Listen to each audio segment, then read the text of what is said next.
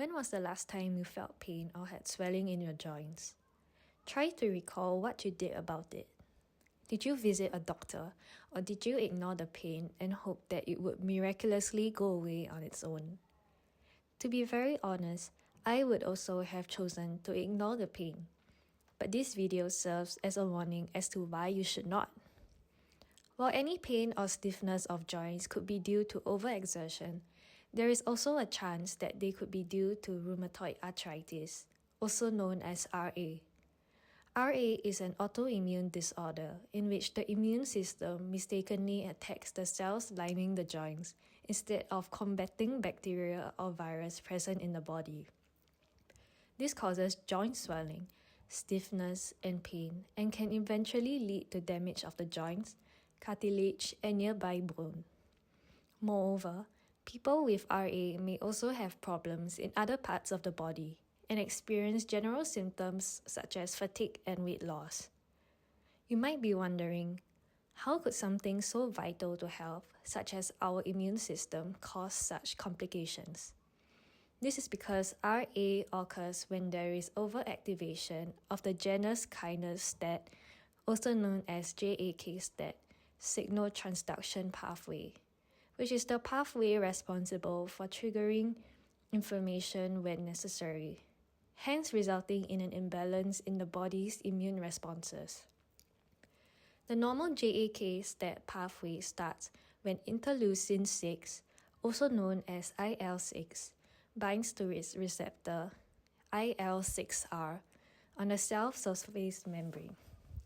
IL-6 is a pro-inflammatory cytokine that is part of our immune system.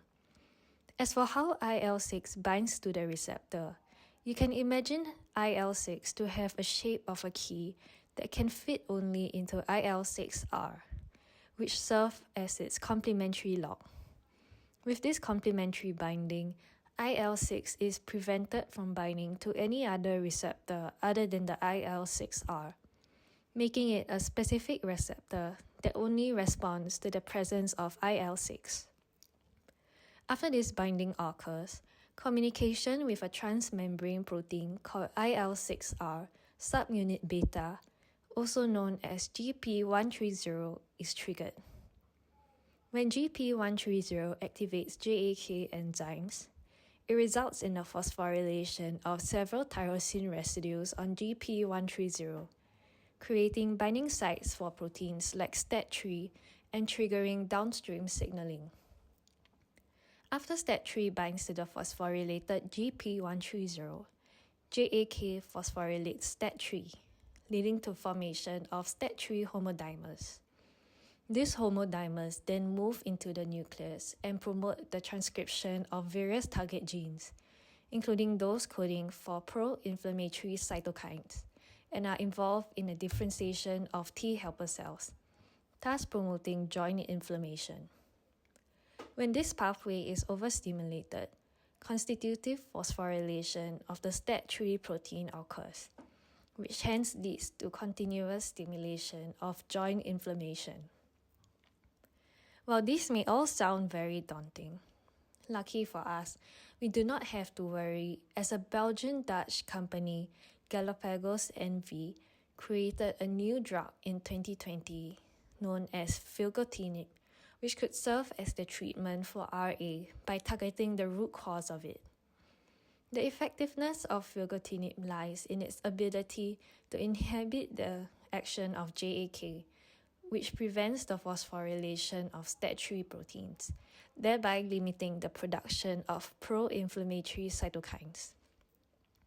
This also inhibits differentiation of T helper cells into Th1, 2, and 17, which are responsible for activating B cells to secrete antibodies and macrophages to destroy ingested microbes. As these T helper cells produce cytokines, reducing the concentration of such cytokine produced leads to a decrease in occurrence of RA. Previously, there was no known cure for RA. One could only take medication to relieve symptoms, go for physiotherapy to cope with mobility issues, or undergo surgery. But these solutions help to relieve pain, They do not address the root issue associated with the signaling transduction pathway, making RA likely to be a recurring issue. You may heave a sigh of relief hearing about the effectiveness of filgotinib, but there are certain side effects that could arise from this treatment. For example, studies have shown that consuming the drug could potentially lead to feeling nauseous, having upper respiratory tract infection, urinary tract infection, and dizziness.